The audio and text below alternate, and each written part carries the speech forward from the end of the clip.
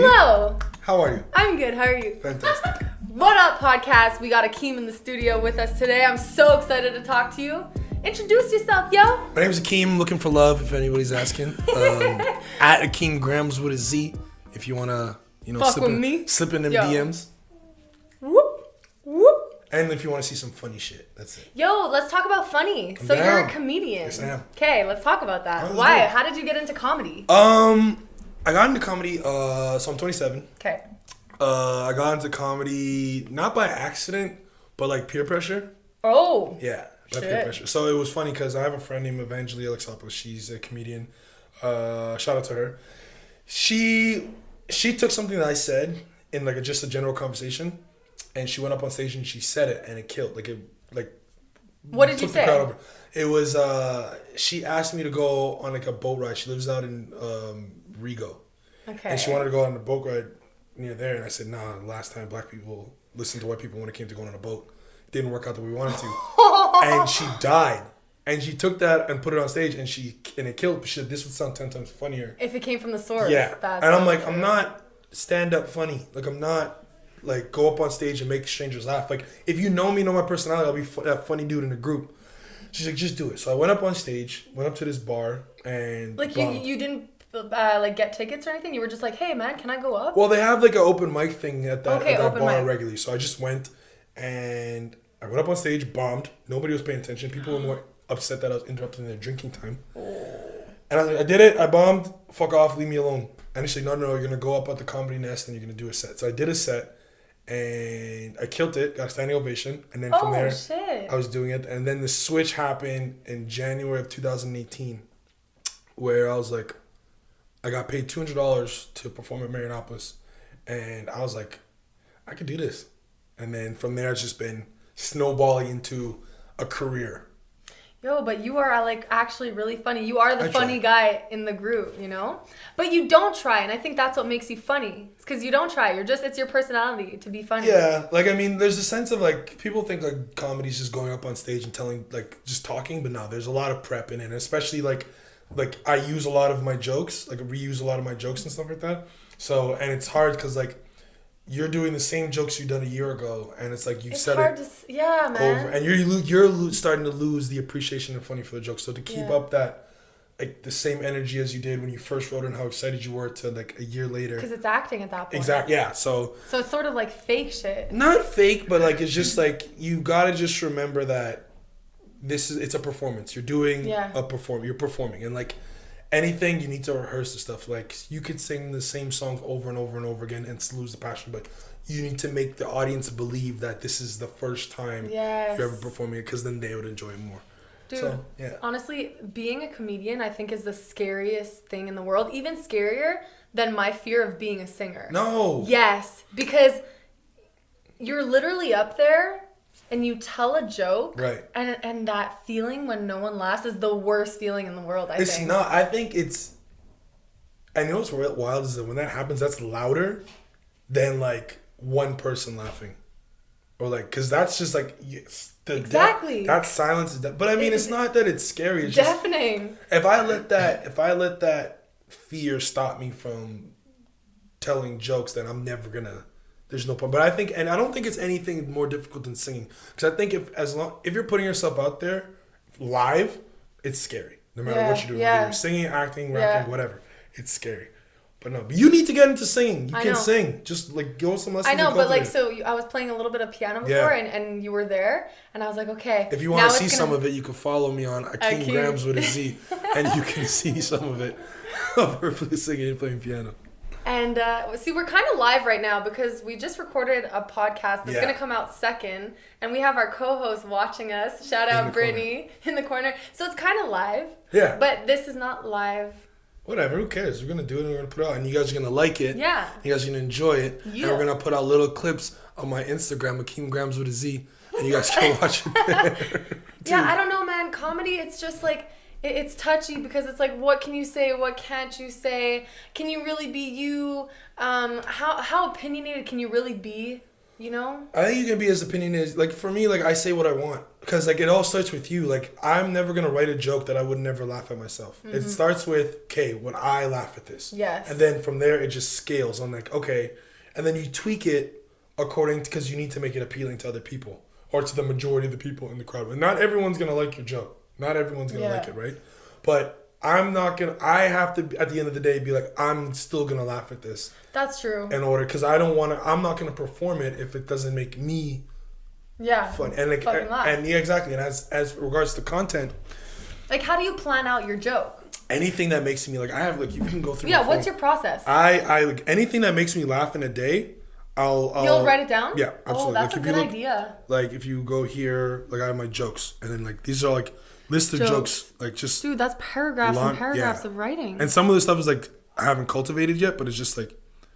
Yeah, just jokes for day. Anything that I see or I watch or I hear, it just makes me a little chuckle. I write it down, and then whenever I have time, I just sit down and just cultivate like a story or a premise, whatever. A story. Yeah. So like you see, like a little kid pantsing his little kid sister, and you think it's funny. What would you like write? How would you write a story about that? Like. So I would talk about it. Would have to be funny to you. Yeah, it would be funny to me, but I'd add like I would probably say like if it was like.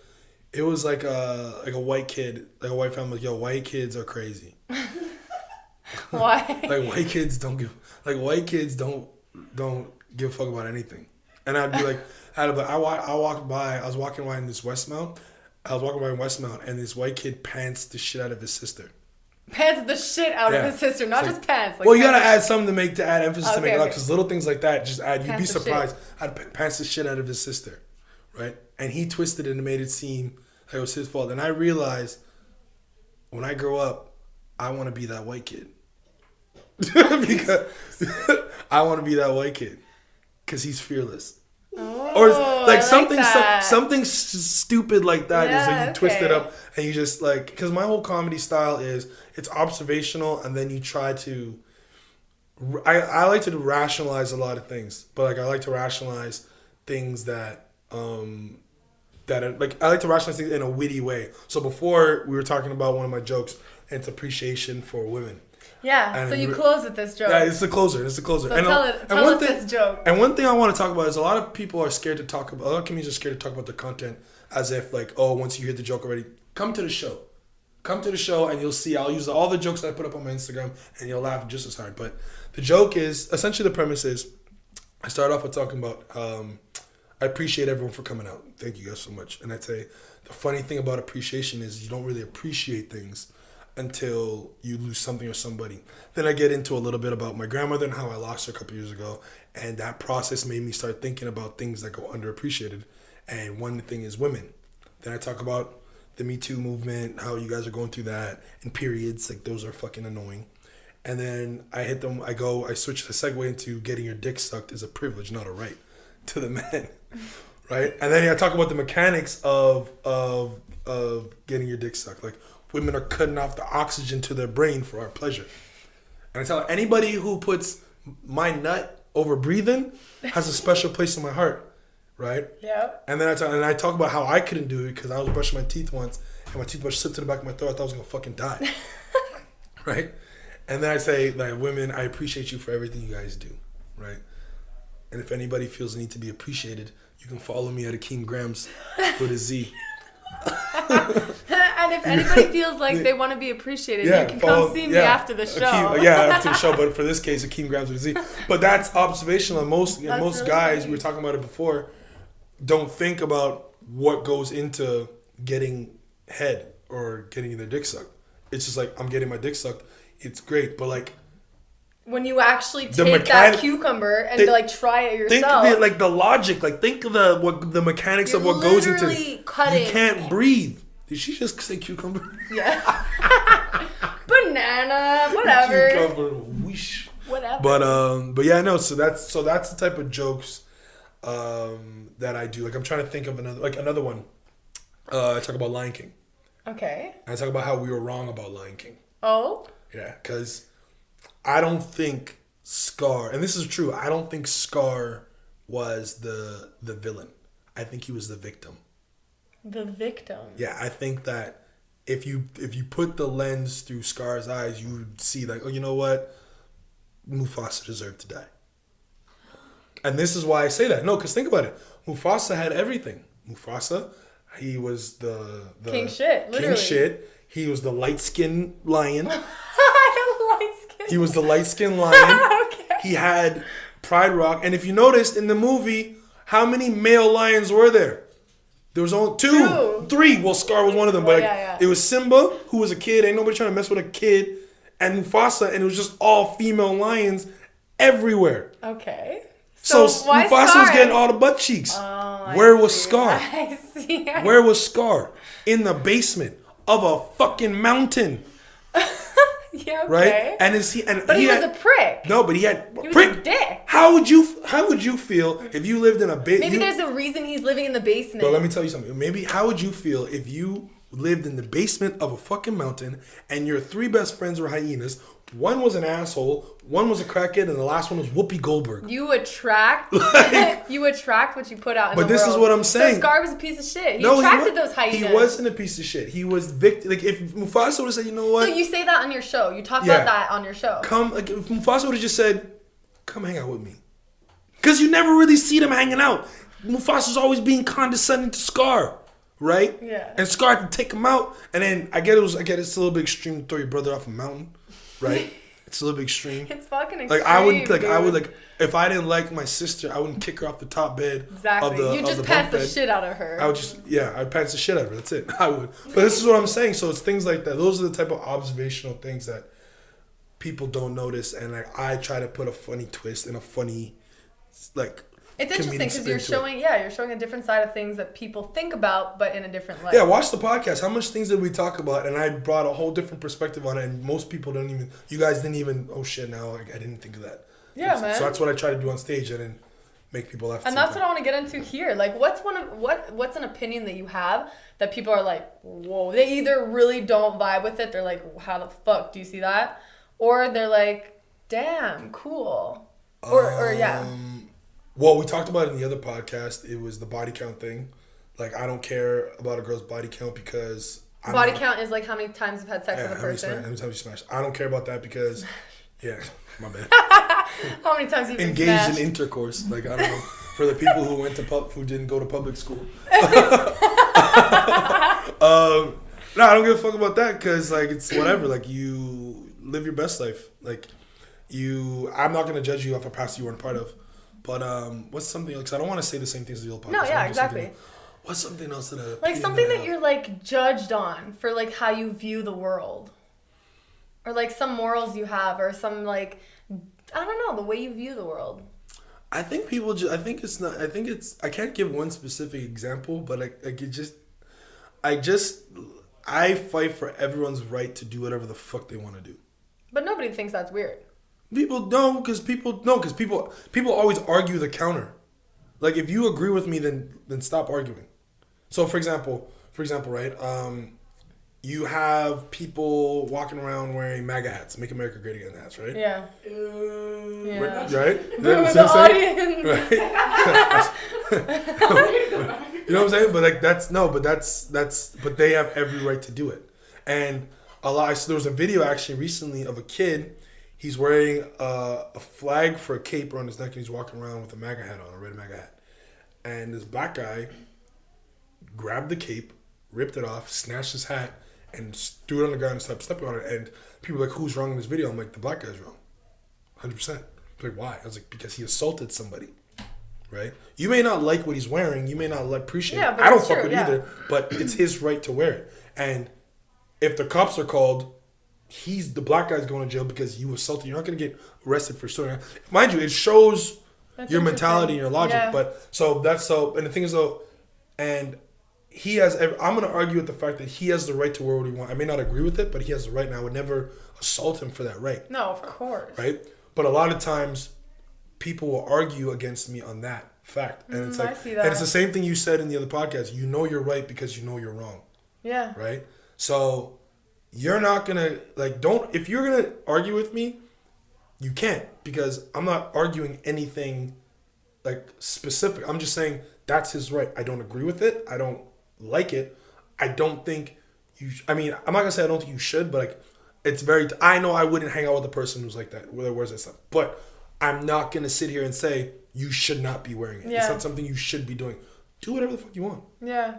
Do what you want. Live your life. And for some people to argue with me, you're not. What do you? They don't even know what they're arguing. Yeah. Because it's just for the sake of arguing. That's just it. To, like, try well, to you know, we shouldn't be wearing that. What is that? Like, I don't care what it says. It's his right to wear it. He can't assault him. Simple as that. So that's interesting. Yeah. Okay, what do you do if like you don't vibe with someone and like you're trying to really, let's say you're going to a house party, okay, right. and like you're a comedian. Naturally, you like want to make people laugh. So you get into a group and you walk up to like this group and you tell a joke and like everyone laughs except for this one fucking person, Billy. And then Billy is so hard to make laugh. And then you realize like the whole night you're trying to make fucking Billy laugh. You go up to another group that Billy's in and he's just not fucking liking you. What do you do? I mean, like, and you're trying and you really want to fucking make Billy laugh. Two things to that. One, fuck you, Billy. I'm I'm fucking hilarious, motherfucker. No, but one, if I'm trying to make somebody laugh, and I know that I can't please everybody. So it's like, if I'm trying to make you laugh and you're not, then there's something wrong with you? Yeah, there's something wrong with you. I know my shit's good, no play. But no, you just don't vibe or rock with the type of comedy I am, which is fine. So it is what it is. Just don't try to don't just say, yeah, I'm not into it. Whatever like that. Don't try to go out of your way to like, you should not stop. You should stop doing your comedy. You fucking suck. Fuck you. Another thing is, it's a very common misconception about comedians always wanting to be funny. It's a huge misconception. That is, because I think that comedians want to be funny. We're not always looking for a laugh. If anything, like, except for if I'm with good people, like I'm gonna. Then you want to, Like, I don't especially like when I'm not on stage. I'm not trying to make people laugh on purpose. It's just my thought process and the way I say things. Yeah. And like just the way I talk makes people laugh. Yeah. Right. But if I'm at a party and I introduce myself as a comedian, tell me a joke, bitch. Bitch, no, yeah, I know, yeah. Like, what? Like, bitch, if you don't shut the fuck up, yeah. like, you know what I'm saying? Like, what do? I work at the grocery store. If you don't go bag some goddamn groceries, you know what I'm saying? Like, that's like, I'm not always trying to be on stage. I'm not always working on a bit. I'm not always, I guess it's just like, because it's my job to talk, like, the way I say things, tell stories is, it sounds like, okay, concept, premise, punchline. It maybe sounds like that, but no, my intention isn't to always get a laugh. Sometimes I will talk about serious shit and people won't take me seriously, which I don't care. Like, do what you want, but my intention isn't always to be like, yo, why didn't you laugh, Billy? Start laughing. You know what I'm saying? Like, that's not Do you ever get sidetracked during your shows and you're like, fuck, I'm off script? Sometimes. At the beginning, yes, because at the beginning you're still learning the structure and how to focus and really remember your jokes and stuff. Now, not really. Like, I know that because I know that if I have 5 minutes, I know which jokes I want to touch on and stuff like that. And, and a lot of times the reason why you get sidetracked is because at the beginning you rely on the crowd a lot, because you're trying to use the crowd to get laughs, and you're so focused on getting laughs rather than working on your material.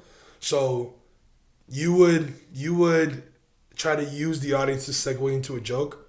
But if they give you nothing, they give you nothing. Exactly, they give you nothing, yeah. Or if they give you something that didn't really correlate to what you want to talk about, that's and so you get true. caught up in that, and you eat up your time. You're like, fuck. So I don't get really sidetracked because I don't really interact with the crowd as much, right? And maybe if I'm doing like a 40-minute set, headlining, I'll do that. But I mean, for the most part, if I'm doing like 10, 15 minutes, I won't get sidetracked. I'll just tell my jokes and call it a day. What if someone wants to become a comedian? Is it easy?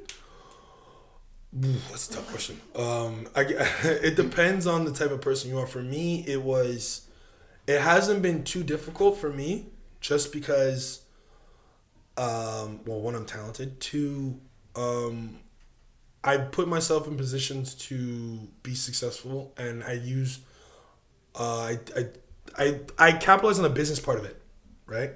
I really focus on the business aspect of it. So I know that in order for me to learn, I need to be around the best comedians. I surround myself with a lot of funny people or comedians. I need to put myself in positions to be able to perform. So I'm messaging, if I'm traveling, I'm messaging people, comedy clubs, and I'm messaging venues. Like, yo, do you guys have a comedy night? I want to come through. Like, I went to Vancouver. I was on my computer for an hour messaging random comedy clubs and responding back to who responded to me. So DMing, man, DMing. That's it. Just messaging people and making connections. But it's like, as for you getting on stage, it's not difficult. It's only difficult once you stay in your own head. Oh, right? okay. Like, a lot of people's like, oh, I can never do that. Like, just get up on stage. Once you rip the Band-Aid off, it's easy to just get on stage, but then to continue to do it, like, it's like... And keep putting yourself in the positions to make you do it. That's it. Like, dude, I've been wanting to sing for so long. I finally bit the bullet and messaged Brittany, and I was like, can we please go to karaoke? Can we just fucking do it? Baby steps, start it. Yeah. Like, that's what that was for? I thought you just wanted to hang out. Just get drunk. No, but of course, but obviously it's going to be a fucking sick night. But I want to do it in a comfortable environment with people that I trust. Start off with like baby steps. Like, that's why I feel like doing the bar helped me out, because it's a bunch of comedians, a bunch of peers, and instead of just jumping onto a stage where cold, I don't know anybody, like, you know what I mean? Nobody knows this is my first time. So I remember having a conversation with a comedian friend of mine from Toronto, Patrick Hayes. Great, hilarious comedian. Shout out to Patrick Hayes. Go check out his shit. You can find him on my Instagram, Akeem Grams with a Z. I think it was the 7th time. So, I told him doing stand-up is like driving a standard car. You ever driven a standard car before? I only drive manual. The hardest, so then as the person who drives manual, the hardest part is getting out of first gear.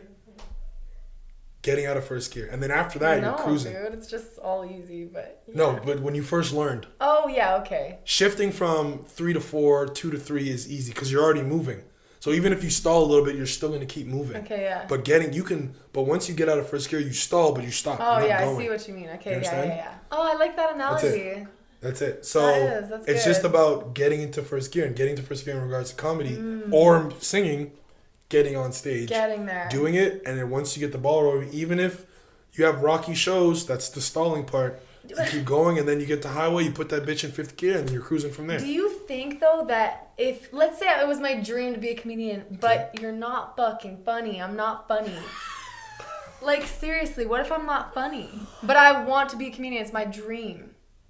Okay, dreams are funny because dreams are funny, and I talk about this is like you have to look. Okay, what is it about comedy that you love, or what is it about? Is it being on stage? Is it being around funny people? It's making yourself look like an idiot. That's my favorite part about comedy. Make like self-deprecating humor. Like, I was walking and I fucking fell, and I was like, oh, you stupid. But that's your type of comedic style. But what is it out of comedy that you get that you love? Is it being around funny people? Is it the laughs? Like, what is it? Yeah, it's definitely the laughs. So now. Someone who's dreamt about being a comedian, is it okay if you weren't meant to be on stage? How about becoming a producer? Producing comedy shows, right? Or becoming a manager, or because it's like so they have to give up their dream of like. It's being not about stage. giving up their dream. It's about adjusting Adjusting your dream. Like, for example, I had a friend who dreamt to be a professional basketball player since we were kids, kindergarten, right? And he was one of the most talented basketball players, but just shit happens.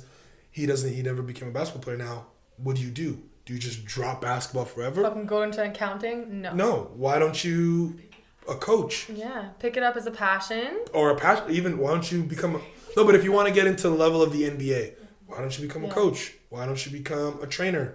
Why don't you open up a clinic? Why don't you, things something to stay in the culture of it. You're still in the realm of basketball professionally. You're just not doing it the exact same way. And who knows, you might get the same satisfaction, if not more.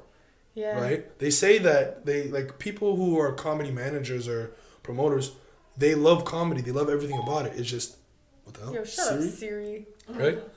They love comedy. They love being around comedians. They love putting on shows, but they just understand that I can't do what they do. Yeah. So it's about self-awareness again. Self-awareness. The next best thing is I'm going to put people who are funny, and I still get to be around people, and I still get to help in a way make people laugh. So, and also maybe just like if you really need to tell jokes, just like keep working on your craft. Maybe you just suck right now. Keep going to open mics.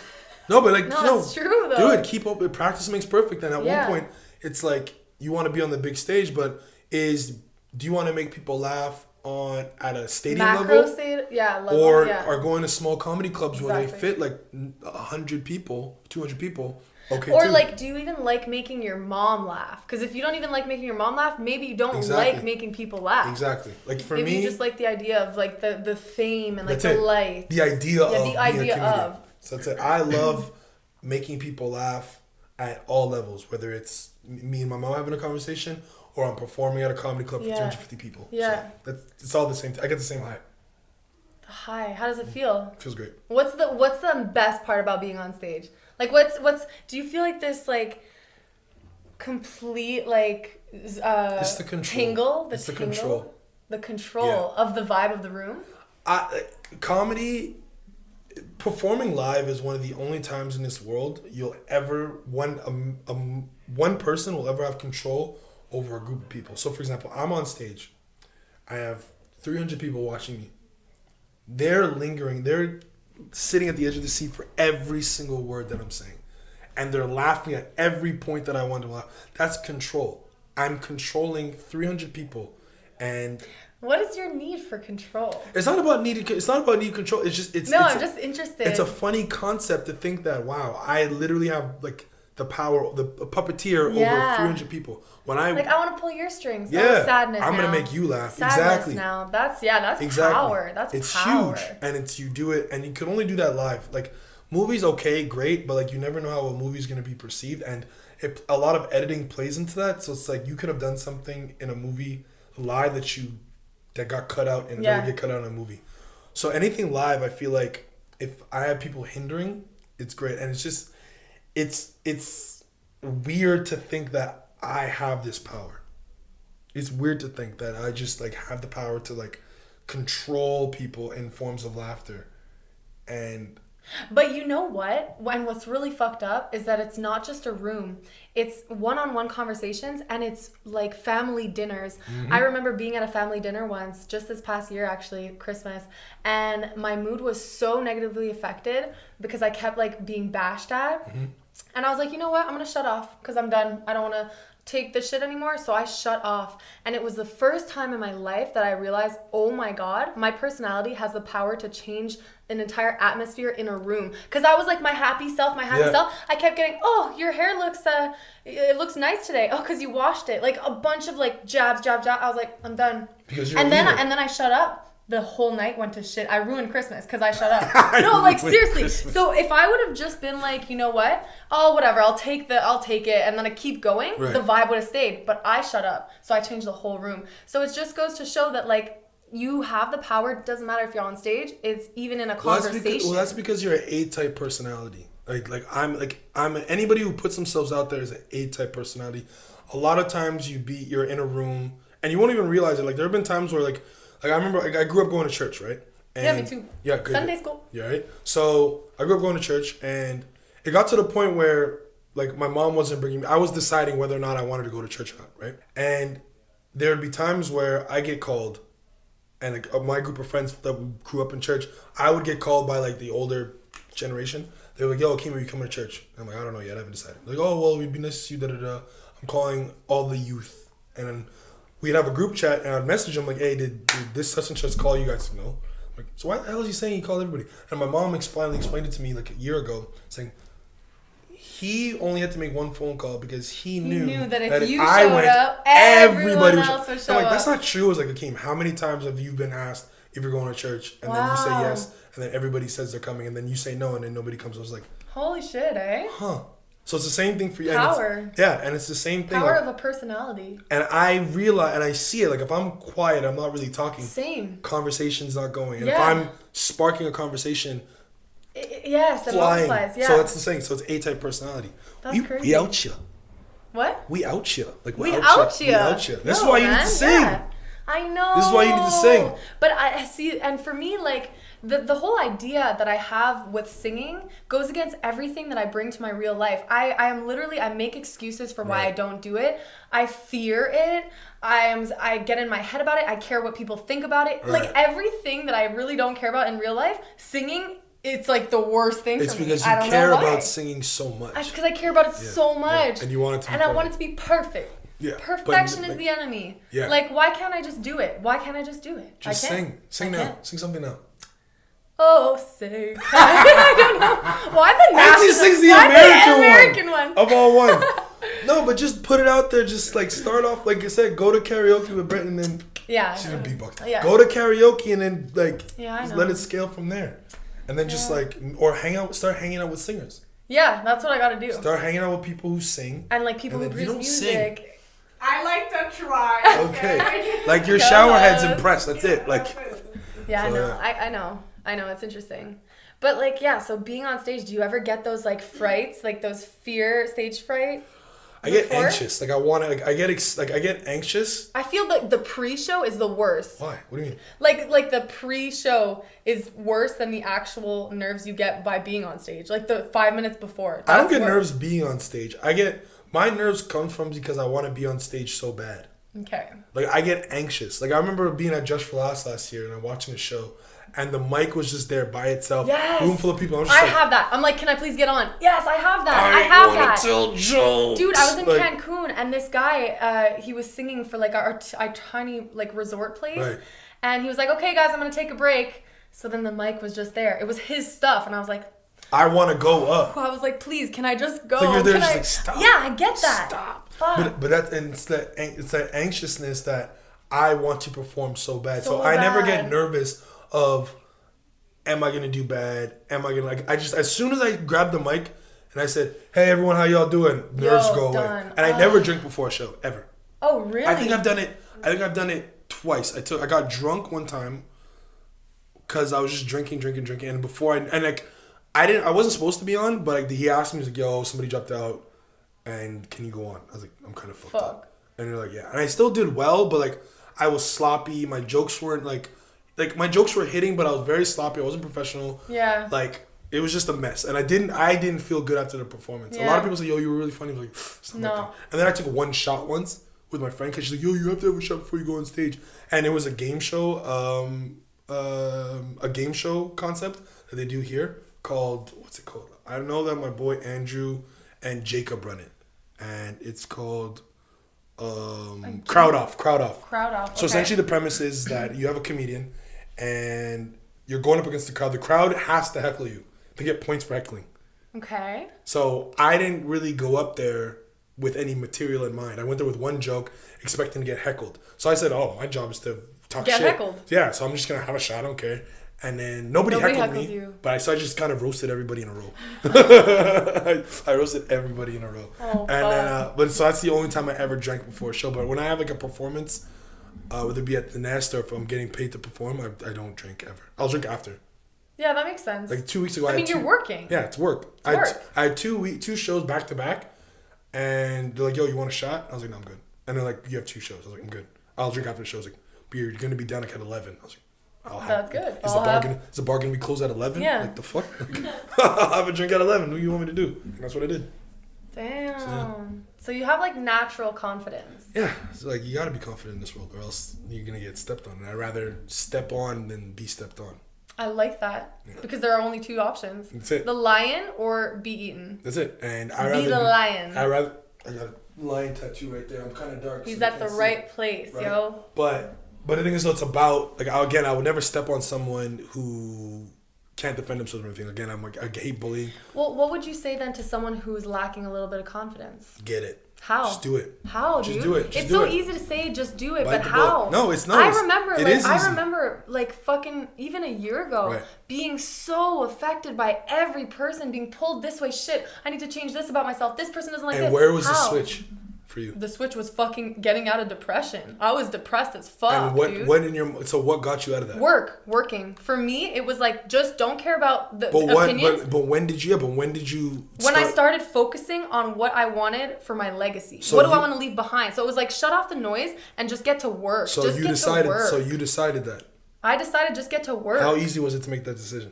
Well, in that moment. I was in that moment. No. The depression lasted for a year. Like in my bed. I'm not talking about the cycle. I'm talking about in that moment when you said, "I'm doing this," and then you actually did it.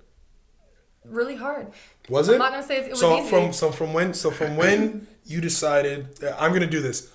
How long was it till you actually did it? Well, I saw a huge, actually, no, this is true.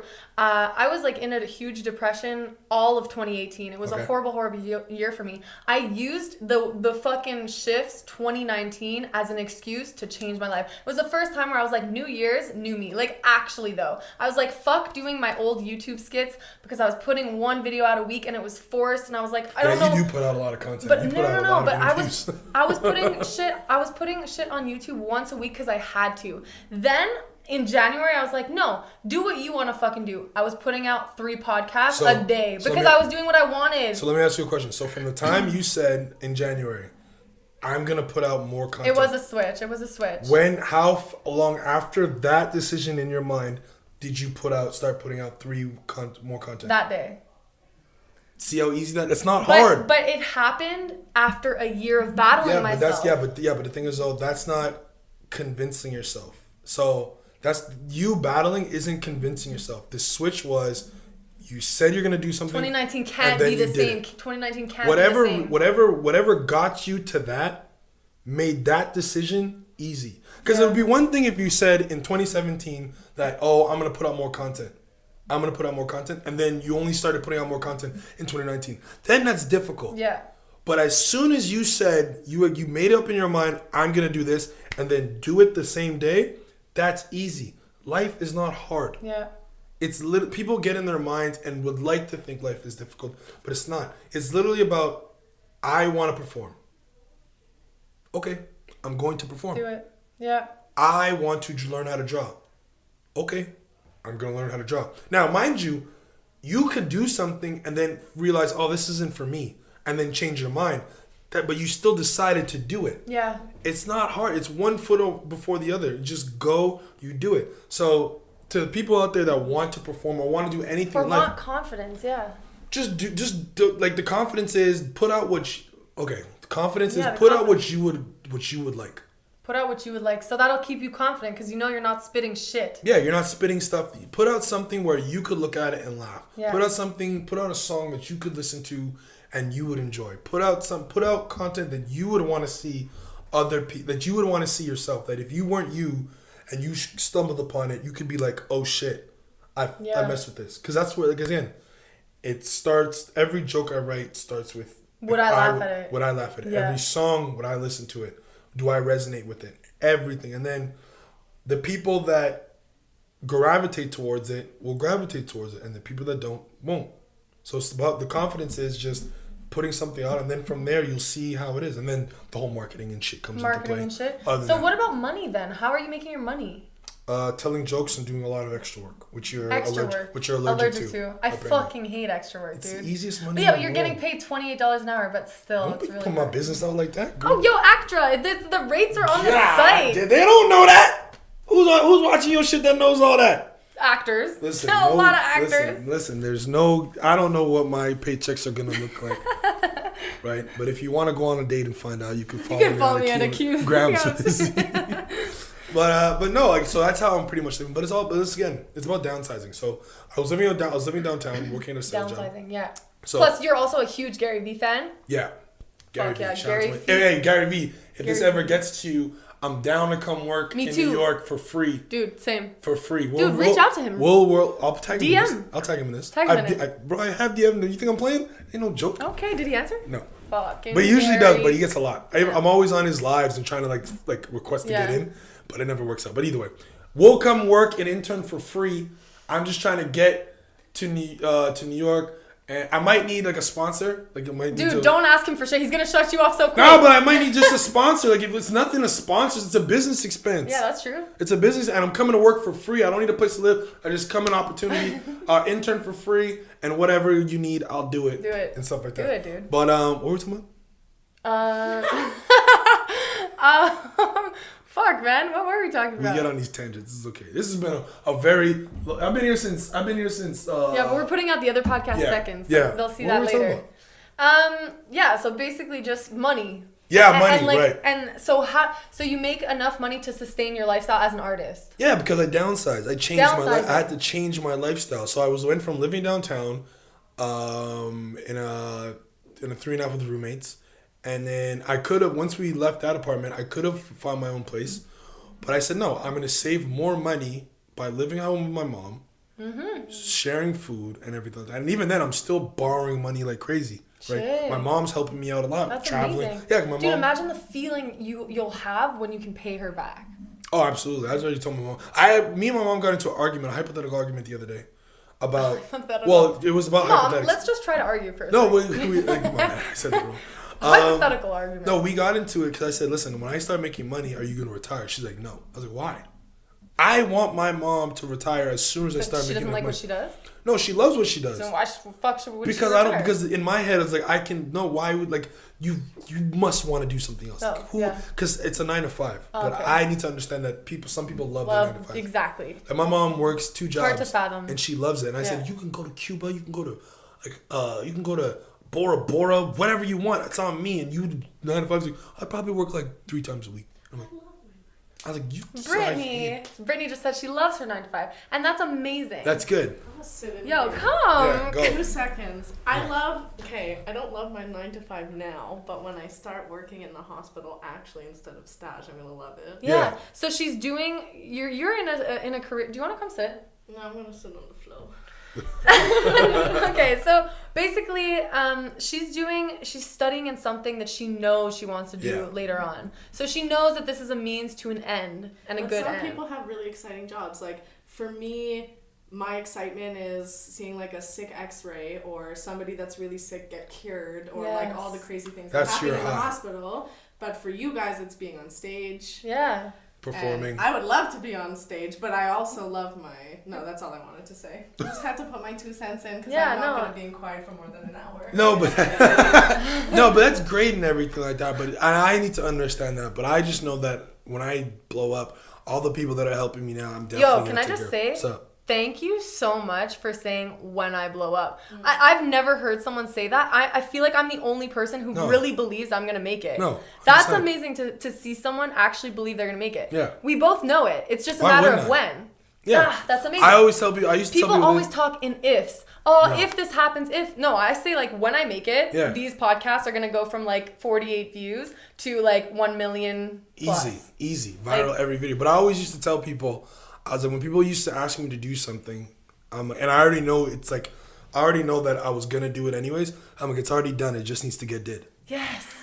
Same, dude. Like, it's already done. It just needs to get did. Yeah. What? I was like, you'll see. Yes. Because in my mind, it's already happening. Done. Yeah. It's just about buying your time. So it's like, and it's crazy because, like, at first, when I first started asking, like, my mom to like, yo, can I borrow, like, I need to borrow $50 or I need to borrow this much money, blah, blah, blah. I was in my head about it. I was like, shit, I'm in a position where I always have to ask money. And it's like, and especially when it comes to like people's money that they can't really afford. Like even my buddy, my buddy's really well off. And I was even asking him for like a lot of money too at one point. And he was like, yeah, it's nothing to me. Don't worry about it. It's whatever. But still, it's that feeling. It's just, it's feeling. But then I realized, like, listen, I need to get out of my own head because, for one, if there was really a problem, they wouldn't do it. Yeah. Which that's not an excuse for me to constantly ask or consider myself as a mooch or everything like that. But like but these people are some of the closest people in my life, and they know that the only reason why I'm asking, because they know that I wouldn't ask if I didn't really, really need it. Mm-hmm. They know that if I'm asking is because there's a reason. And I'm trying to pursue something and pursue my dream and my career. So I don't feel any type of way about asking. Exactly. Because you're not on the couch, dude. No. You're not on the couch. Oh, pizza. Yeah. Oh, this is for drugs. I'm in Vancouver. You're chasing your dream. I'm in Toronto. They're investing in you. That's it. So I know that the second I blow up, my mom already took shotgun to my first $1 million. She already took shotgun. I was like, "Mom, a whole million? The whole million? The whole million? I can't give you like why birth 300K? I was like, 300. My mom, as soon as we pay that $1 million, we're square on that whole I gave birth to you shit. Yeah, I know, eh? It's like without me, the breath of life, you wouldn't be here. I was like, all right, Mom, you got $1 million? I don't want to hear that shit no more. Yeah, that's it. But that's it. So I know that I'm gonna take care of them, and I know that they'll never have to pay for anything. Even my best friend Fred, she's paid for, like, we've gone out, and I was like, yo, if I don't have it, I was like, yo, I'm not coming out. She's like, yo, I got you, don't worry.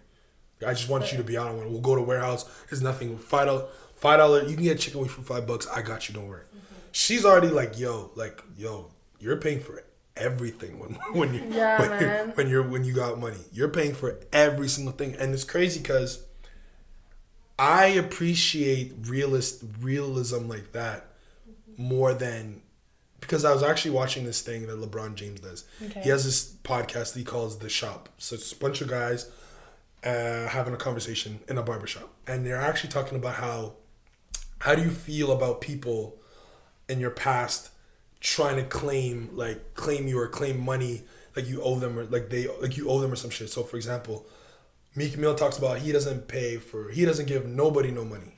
Because it's like, what's the trade-off? Like, I slept on your couch one time 20 years ago, and now you want like 500. And now you want a condo in Florida? Like, the fuck? Like, what's the trade-off? Like, it doesn't make sense, and there's always going to be somebody... I'll give you rent, like $80. Yeah, like somebody... There's always going to be somebody trying to push that button of like, give me. But the difference between my best friend is that she already knows that you're going to make it. And she knows that I would already pay for everything. Exactly. And I know no matter how much money, I can be Bill Gates rich, right? Mm-hmm. If I tried to buy her something that truly made her feel uncomfortable, she would not take it. That's what I know. She knows that, like, yo, dinners are on me every single time. Dinners, vacations, like, we're all going on vacation as a group, whatever, blah, blah, blah. But she knows, like, yo, like, I wouldn't expect you to pay my rent for the rest of my life. Mm-hmm. But, like, you can get me a condo. I was like, you're stretching a little bit. But that's the jokes that we get, right? So those are the type of people I appreciate, though. Like, like, they're making jokes like, yo, you're paying for everything. But it's like, I know for a fact that push came to shove, that they wouldn't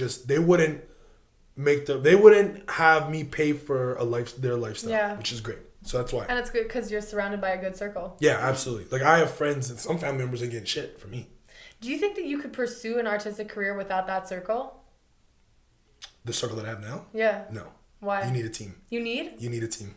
You need a team. And not a professional team, but like a personal, like life team. Yeah. Because, I mean, listen, I love doing comedy, but there are days where it gets like you get put in situations where it gets the best of you, and you need people who see you from the beginning and that have kind of like an outside perspective. So it's like my closest friends aren't comedians. They're funny, but they're not like in the profession of comedy. Okay, yeah. So they don't know the realm that I'm in. And they're not arts. They're not in the arts either. So they're not in the realm and headspace. So sometimes you just need kind of like a fresh perspective to like keep you on track or I never ever wanted to give up. I don't think giving up ever. Like, that's not me. But sometimes it's like, okay, like, what you try to think, what's your next step? So like, for example, if I'm trying to perform at a certain comedy club on a certain night and they keep snubbing me, and they're like, yo, what do I do? Like, listen, you got to keep buying your time. And they give me advice and stuff like that. So that personal circle, no, I couldn't do it. Because, like, it's what we talked about before. Like, you need support. Yeah. Like, despite my opinions on, like, I don't really give a shit about what people think. Like, it's nice to have people fucking with you. Because why do this if I'm not having if people aren't fucking with it? Yeah. Right? It's okay to put it out there and stuff, but if, like, I want to make money off this, and the only way that I can make money off of it is if people are fucking with it. And it starts with the people closest to you, and then other people will fuck with it. Mm-hmm. Let's close this off with, like, we've got about 10 minutes left. Yeah. Okay. What about, like, social media and marketing yourself? Do you think that you're doing a good job as a comedian with your social media page? What's the page? Akeem Grams with a Z, in case you guys were. If you guys didn't know, now you know. Okay. I think I'm doing the best job I possibly can. Obviously, I think, I take all my social media advice from the God, Gary V. Gary V? Yeah, Gary V. And I think I could do more in regards to putting out content. Yeah. The problem that I'm having is that I don't really want to put out, like, I don't want to get into, like, sketches or skits. Like, that's not where my heart's at, and that's not what I want to do. Yeah. I really want to put out just stand-up. And the problem with that is that a lot of the venues that I go to, I'm losing a lot of the same jokes. And it's okay to do that from venue to venue, but when you're putting out content and people are seeing the same jokes, it's one form, right? So it's like you see 3 clips with the same jokes, but just in different places. That's not really, So that's what I need to work on, is putting out more different content and fresh content and stuff. But what's amazing is that you're just talking and you're just storytelling.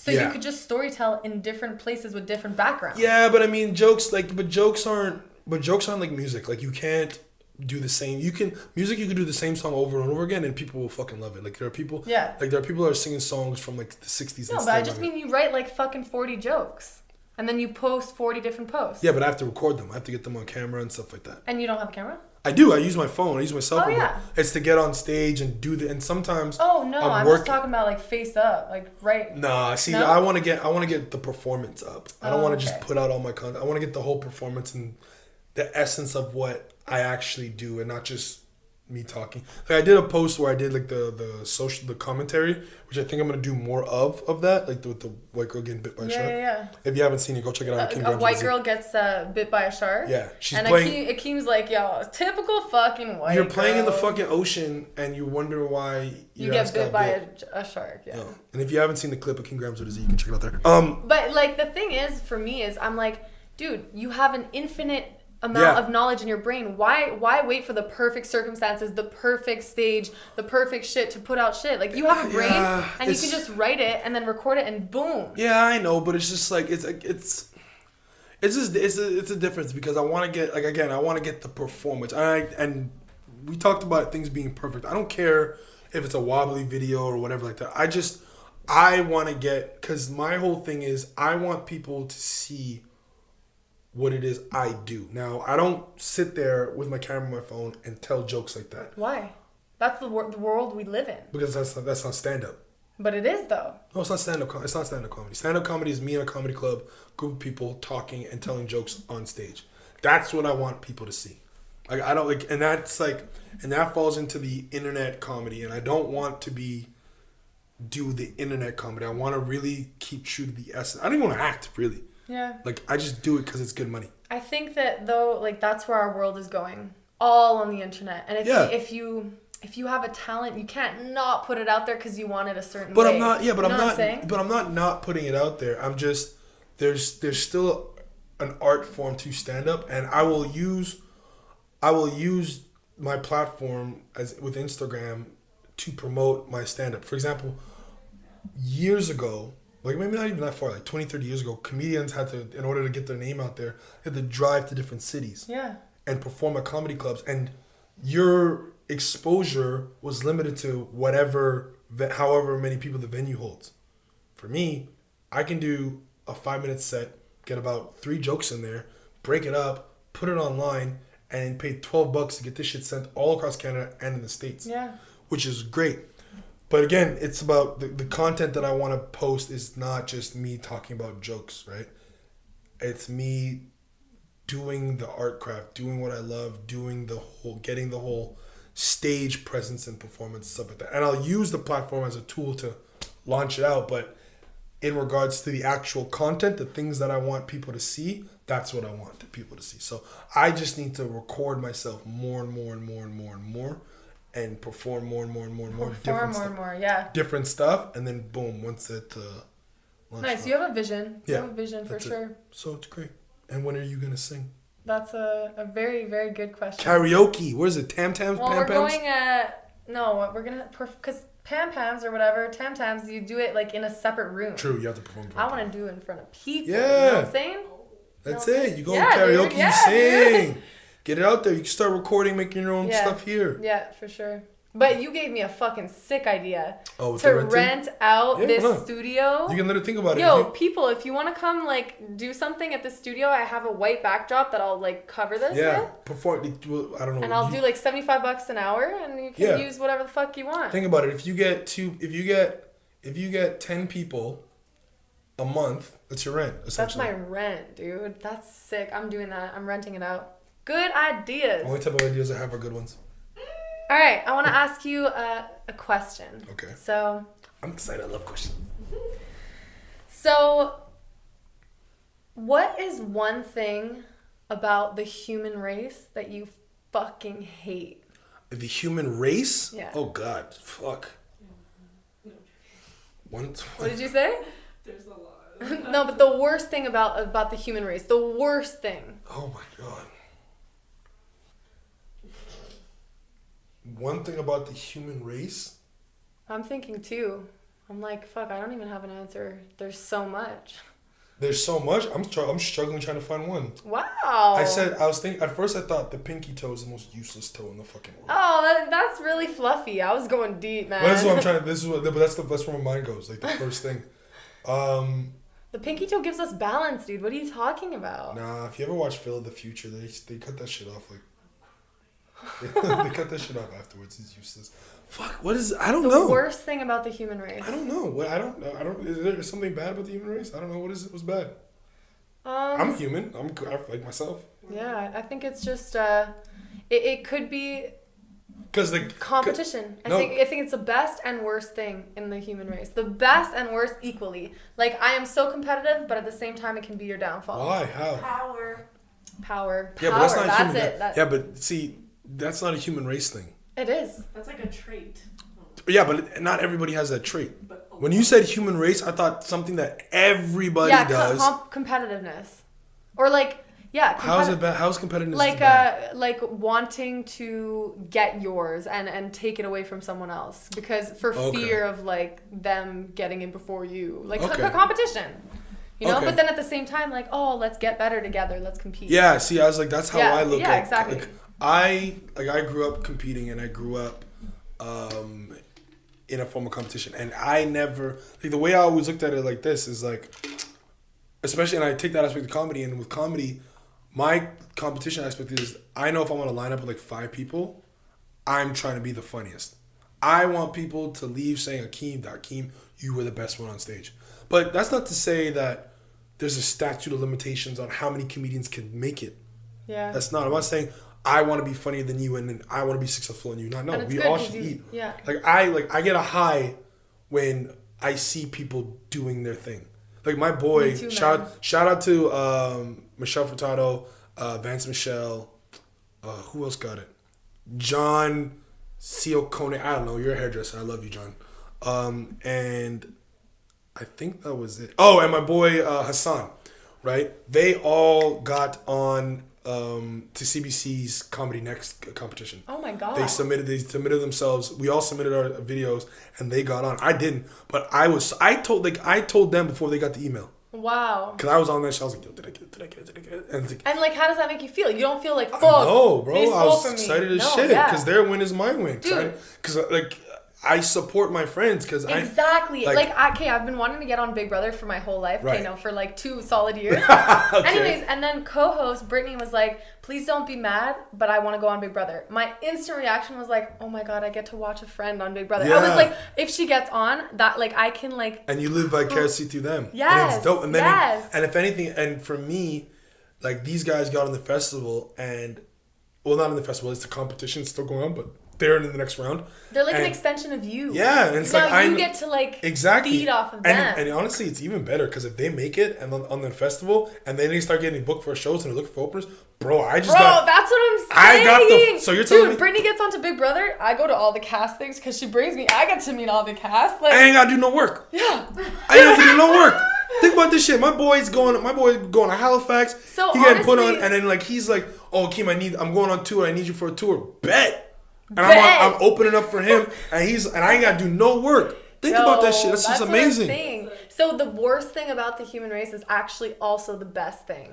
It depends on how you look. Well, at but I don't think there's anything bad with the human race as a whole. No. I think there's certain people that have bad traits. Yeah. There's things that people do, but I mean, I look at competition as it's always healthy. You should always want to one up each other because you're making because you know that I know that you're making me better and I'm making you better. And stuff like that. So okay, shout out to those last question. Yeah, because you have to go watch the show. Yeah, it's the premiere tonight. Big Brother Canada 7. Yeah. What is something that people don't know about you that you hide from people? That I hide? Yeah. Oof. I don't know, because I'm pretty open. We had a long day. If you see this shit, you'll see the next something podcast. That I don't know. He goes deep in the next podcast. That I hide from Shout people. out Rex. Just a disclaimer, she has not seen it. She's in a happy relationship of 9 years. So you'll understand this disclaimer once you watch the watch the next one. But shout out to Rex. But question. That I hide from people? Okay, let's change the question. Let's do what is Something really interesting about you that people don't know. I was the only person in the theater that didn't cry at Toy Story 3 at the end. I didn't cry. You didn't? It's bullshit. You're a hater. That was sad, but I didn't cry. That was tough, man. Did you watch the other two? Toy Story 1 was the only good Toy Story. It's not that it wasn't good. Did you not see? This is the problem. Jesse. Let me tell you the problem. Let me tell you. The whole cowboy dad and shit. No, I don't even want to talk about it. It makes me really upset. I hate that fucking movie. I hate it. I don't even want to talk to them. Let me tell you the problem with people. The problem with people in Toy Story is that they don't understand it's a transition, right? If you appreciated and loved the first movie, the last movie should make you sad because you saw Andy was in love with Woody, right? And then he grows up and all these new toys, and the whole second was about him Woody and Buzz getting back to Andy, or Woody getting back to Andy. It's disgusting. She's a hater. Tell me something that like we would be privileged to know about you right now. That you're like, okay, guys, I'm gonna tell you a little secret about me. You had a little thought. I could see it on your face. I'm trying to think. I don't know. Like, is it it's a privilege to know? Like, it's just a privilege to know to have met you. Like, I became a fan of yours instantly. I told you that when we walked in. Can I just say, like, he walks in, he's like, yo, man, I have never become a fan of someone so quick. And I was like melt. Like, I don't even know what to say. Even Britt, you understand? My friend's been talking about her for a while. Like his friend. So, like, I said, I'm gonna go. Don't mind your business. I'm gonna go back and I'll be like, yo, you know who I met, but she's dating a Bayesian, so don't worry, we got you. But it's like I submit myself to all these. This is the last thing we can get out of here. This is a lot. I submit myself to a lot of these festivals and stuff. And one of the questions that they always ask is, what is unique about you? What is something that's different than any other act? And I say, I don't know. I don't know what I'm going to bring different. I don't know what I'm doing different. I just know that I'm a comedian. I'm first generation Canadian. And I grew up with a bunch of white people. And I have a... so you're white inside? No. And my lens, I have a very different, well, not different, but like I have a particular viewpoint on a lot of different things. Now, that could be someone similar. You might have heard my viewpoints. I think what's special about you is that you have an opinion on everything. Dude, I could talk about the fact that like your shirt is, actually like fucking... Like it's weird material. Yeah. You'd be like, yo, this is what I mean. Yeah. It's weird material. Yeah, it is. It was made at fucking... Yeah. And you would talk about it. Yeah, you wouldn't just be like, yeah, cool. No, I'm a conversationalist. You talk about everything. I love it. Anything and everything. So, but it's a privilege to know. It's a privilege just to meet people. Yeah, man. It's a privilege that we vibe the way. Yes. It's a privilege that you let a complete stranger... Think about where we are in 2019. 30 fucking years ago, we were told never met. 30 years ago, we were being told don't talk to strangers, this side and the other. Now I'm inviting strangers into my home. Just one DM. Wanna come over? Come over, hang out, and now she's inviting you for $75. You can come and record in here. Like, it's fucking crazy. Yeah, it's so fucking crazy. So I'm privileged to know that I can meet people, like-minded people, through fucking networks and shit like that. So that's what I'm talking about. Piecing it on that. That's it. It was great. Shout out to you guys. Shout out. And if you want to follow Akeem, follow him at Akeem Grams with a Z. Instagram. And Fiona, is your underscore near your thing? What? Is there what's your Instagram? Fiona.Maynard. Fiona.Maynard, like the candy. Whoop, whoop, whoop. That's the first time I've shouted myself out. Does anyone ever reference the candy?